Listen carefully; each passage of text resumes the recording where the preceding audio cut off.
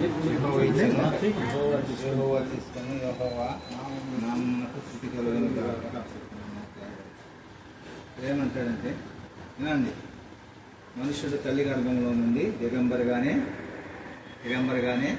అంటే ఒంటరిగానే వస్తాడు. భూమి మీదకి వచ్చినాకే అది కొంచెం, ఎందుకంటే వయసు వచ్చిన తర్వాత ఏంటంటే ఒక భార్య, తర్వాత పిల్లలు, కుటుంబము ఇవన్నీ కలిసి ఉంటారు. ఏంటండి ఇవన్నీ కలిసి ఉంటారు. ఆ తర్వాత మళ్ళీ ఏం చేస్తారంటే వెళ్ళిపోయేటప్పుడు మళ్ళీ ఒంటరిగానే వెళ్ళిపోతారు. ఎందుకంటే ఇక్కడ బైబుల్ ఏమంటాడంటే నేను తల్లి గర్భంలో దిగంబరిగానే వచ్చి మళ్ళా రేపు జీవితంలో కూడా మరి చాలా శ్రమలు వచ్చినాయి. మరి రేపు కుమారులు కుమార్తెలు అందరూ కూడా చనిపోయారు. యెహోవా నామమునకు స్తుతి కలుగును గాక అని చెప్పారు. ఇంకొక భాగం ఏంటంటే మరి ఈ లోకంలోకి మనం మొత్తం ఎవరిని తీసుకురాలా, కొడుకులను తీసుకురాలా, కూతురును తీసుకురాలా, ఆస్తి తీసుకురాలా, అంతస్తు తీసుకురాలా. ఈ మధ్యలో ఏంటంటే దేవుడు ఒక కుటుంబంగా ఒక సంతోషం ఇచ్చాడు.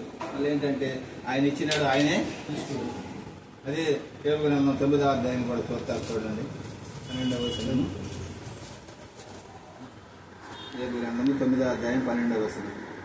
ఆయన పట్టుకొని పోగా ఆయనను అటగింపగలవాడేవాడు, నువ్వేమి చేస్తున్నావని ఆయనను అడుగువాడేవాడు.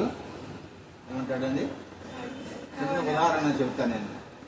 ఎందుకంటే ఒక పొలం ఉంటుంది, పొలంలో చెట్లు వేస్తారు, లేదా కొన్ని పైర్లు వేస్తారు. కొన్నిసార్లు ఏమవుతుందంటే అది పండుకోకుండానే పచ్చికాయ మనకు అవసరమైనప్పుడు కోసుకొచ్చుకుంటాం. ఏం చేస్తాము? పచ్చికాయలు ఉండగానే పండకుండానే కోసుకొచ్చుకుంటాం. అట్లాగే దేవుడు కూడా ఎందుకంటే తన అవసరమై ఏం చేశాడంటే ఆ వ్యక్తిని తీసుకెళ్లిపోయాడు. ఆయనే ఇచ్చాడు. ఇచ్చింది ఎవరండి? దేవుడే ఇచ్చాడు, ఆయనే తీసుకెళ్లిపోయాడు. ఆయన అడ్డగింపదగిన వాడు ఎవడంటాడు? ఎందుకంటే ఇప్పుడు నీ సేవలో నువ్వు కాయలు కోసుకొస్తే ఎవరు అడ్డగిస్తారండి? ఎందుకై కోస్తామని అంటారా? ఏమంటాం మనం ఒకరంటే? ఏమంటామండి? నా ఇష్టం అయ్యా, నా చేను నేను వేసుకున్నాను, నేను కోసుకొస్తున్నాను అంటారు. ఎవరు అడ్డగించగలరు? అలాగే దేవుణ్ణి అడ్డగించగలిగే మానవుడు ఎవరు? మానవుడు. అందుకని ఈ మాటలు ఏంటంటే ఆయన ఇచ్చాడు, ఆయన చూసుకుని ఆయన తీసుకుని వచ్చాడు. ఆయన నామానికి స్తుతి కలిగింది. పండిన కోసుకుంటాం. మరి అలాగే ఎందుకంటే మనం దాని గురించి చింతించాల్సిన పని లేదు. దేవుడు తీసుకెళ్లిపోయాడు, మనం అడగాల్సింది లేదు. నువ్వు తెలుగు చేస్తున్నావని చెప్పి ఆయన అనదగిన వాడు ఏ మనుషులు? ఇంకొక మాట ఏంటంటే అయ్యేబు అంటాడు, ఇంకొక మాట చదువుతాను. యోబు గ్రంథము 9వ అధ్యాయము 25వ వచనం. అది కూడా చదివి ప్రార్థన చేస్తాను. నా విమోచకుడు సజీవుడు. ఏంటమ్మా? నా విమోచకుడు సజీవుడు. ఆయన భూమి మీద నిలిచిన నేను ఎరుగుదును. ఎందుకంటే నా మట్టుకు నేను ఎరుగుదును అంటాడు. నా మట్టుకు నేను ఎరుగుదును, లేక నేను చూస్తాను అంటాడు ఆయన. అంటే ఇంకొక విషయం నేను ఏం చెప్తున్నానంటే, నేను కూడా ఒక చిన్న ఉదాహరణ జరిగిన వార్తను చెప్తున్నాను. మా అల్లుడు కూడా ఏం చేశాడంటే 3 నెలలకు మా అమ్మాయికి పెళ్ళైన తర్వాత 3 నెలలకు చనిపోయాడు ఆయన. అర్థమవుతుందండి? మరి చాలా బాధాకరమైన పరిస్థితి.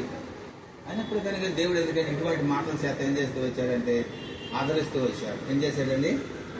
రెండో భాగం ఏంటంటే ఈ విమోచకుడు సజీవుడు. అంటే సృష్టికర్త దేవుడు సజీవుడు కనుక ఆయన నమ్ముకుంటే ఈ భూలోకంలో తల్లి కానీ, తండ్రి కానీ, అన్నదమ్ముడు కానీ, అక్క చెల్లెలు కానీ, కుటుంబం కానీ ఆయన నమ్ముకుంటే అక్కడికి వెళ్ళిన తర్వాత అందరం మరి కలుసుకుంటాం. ఏం చేస్తామండి?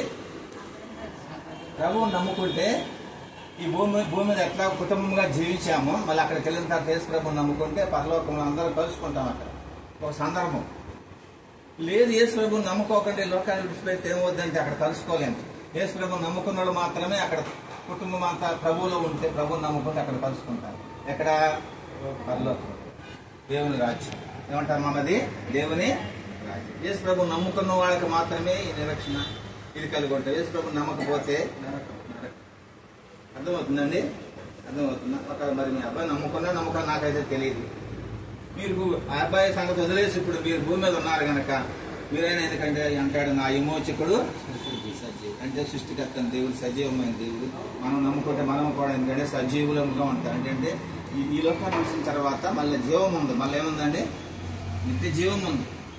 ఆ జీవాన్ని పొందేదాని కొరకే యేసు ప్రభు ఈ లోకానికి వచ్చి మన కొరకు ప్రాణం పెట్టి రక్తం కాచి చనిపోయి సమాధి చేయబడి సజీవుడిగా సజీవుడిగా లేచాడు. మనం నమ్ముకుంటే మనల్ని కూడా ఏం చేస్తాడు? సజీవులుగా ఉంచుతారు. యుగ యుగాలు ఆయనతో. ఒక చిన్న మాట ఏంటంటే, చాలా మంది కొన్ని ప్రశ్నలు వేస్తారండి. ప్రశ్న అయిపోతే అర్థం తెలవదు. అయ్యా మట్టి శరీరం ఇక్కడే మట్టి అయిపోతుంది కదా, అక్కడ ఎక్కడ ఉంటుంది సజీవుడుగా ఏంటి అని చెప్పి కొంతమంది ప్రశ్నలు వేస్తారు. ఆ ప్రశ్న వేస్తేనే మంచిది. అసలు ఏంటండి, ప్రశ్న అయిపోతే అర్థం తెలవదు. అంటే ఈ దేహాన్ని ఇచ్చింది దేవుడు గనక ఈ లోకాన్ని విడిచిపెట్టిన తర్వాత మనలో ఉన్న ఆత్మకు ఒక దేహాన్ని ఇస్తాడు, మహిమ దేహం ఇస్తాడు. అదే సజీవముగా ప్రభుతో ఉంటాడు. అర్థమవుతుందండి? అర్థమవుతుందమ్మా బాబు, నీకు అర్థమవుతుందండి? ఈ శరీరాన్ని ఇచ్చింది దేవుడు నీకు, దేవుడేనా? మనం చేసుకోలేదుగా శరీరాన్ని. అందుకని మనలో ఒక ఆత్మ అనేది ఉంది. ఈ ఆత్మ ఏంటంటే ఈ దేహంలో ఉంది కనుక ఆత్మ ఉంటేనే మనం ఏం చేస్తామంటే మంచి చెడులు జీవించుట అది ఇది అని అన్ని కూడా చేస్తున్నాం. ఈ ఆత్మ మనలో చెల్లిపోయింది అనుకోండి, ఇంకేం మాట్లాడుతూ ఉండదు, ఉంటుందా? ఏముండదు కదా. మరి ఏం వెళ్ళిపోతుంది? ఆ ఆత్మే దేవుని రాజ్యంలో మళ్ళా దేహాన్ని మహిమ దేహం ఇస్తాడు.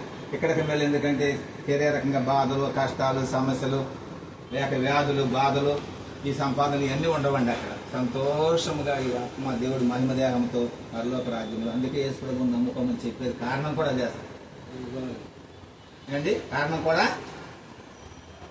ప్రార్థన చేస్తారు. ధనాజీ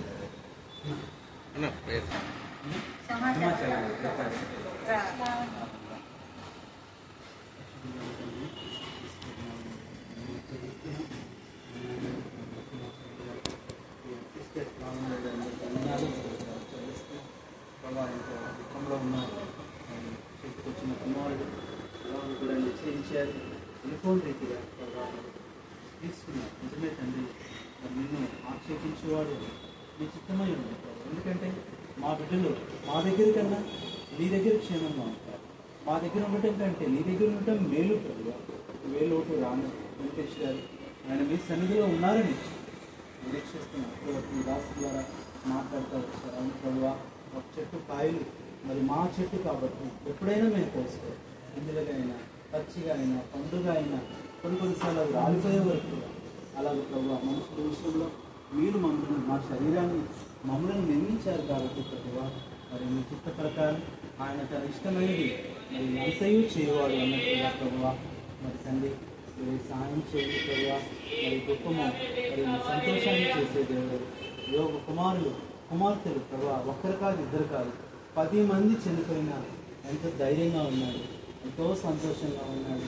నా పిల్లలు ఇక్కడ లేకపోయినా పరలోకంలో ఉన్నారు, నేను ఒకరోజు చూస్తానని ఎంత నిరీక్షణతో ఉన్నాడో అలా ప్రభువా. అలాంటి నిరీక్షణ తల్లి రమణ గారికి, అన్న సింహాచలం గారికి, లావణ్యానికి దయచేయండి, సహాయం చేయండి. దానివల్ల ఎంతో పిండిపోయారు. ముఖ్యంగా రమణ గారు అయితే ఆ దిగులుతో ప్రభువా ఎంతో మరి తండ్రి బలహీనం అయిపోయి మరి తండ్రి డ్యూటీకి కూడా వెళ్ళలేకపోతున్నారు. ఈరోజు చెప్పిన మాటలు మీ వాక్యంలో ఉన్న శక్తి చాలా గొప్పది ప్రభువా. మీ వాక్యంలో ఉన్న ప్రభువా ఆ ప్రభావము ఎంత గొప్పది తండ్రి. మీ వాక్యం ఇంత ద్వారానే వెలుగు కలుగుతుంది, శక్తి కలుగుతుంది, స్వస్థత కలుగుతుంది, నెమ్మది కలుగుతుంది, ఆదరణ కలుగుతుంది, నిరీక్షణ కలుగుతుంది ప్రభువా. ఇవన్నీ కూడా అనుగ్రహించి వారు కూడా ప్రభువా యేసు ప్రభు నుండి విశ్వాసం ఉంచడానికి, రక్షణ పొందడానికి కూడా మీరు సహాయం చేయమని ప్రార్థిస్తూ వెంకటేశ్వర స్థానంలో యేసు ప్రభు అయిన కుమారుడు ఉంటాడు అన్న ఆ ధైర్యాన్ని మీరు కలిగి చేయమని ఈ కుటుంబాన్ని రక్షించండి. భవాని ఎన్నో రోజులుగా ఈ కుటుంబం కొరకై చాలాసార్లు చెప్పింది భారంతో ప్రార్థన చేయమని. తనే ఫోన్ చేసి అన్న మీరు అక్కడికి వెళ్ళండి అని చెప్పింది.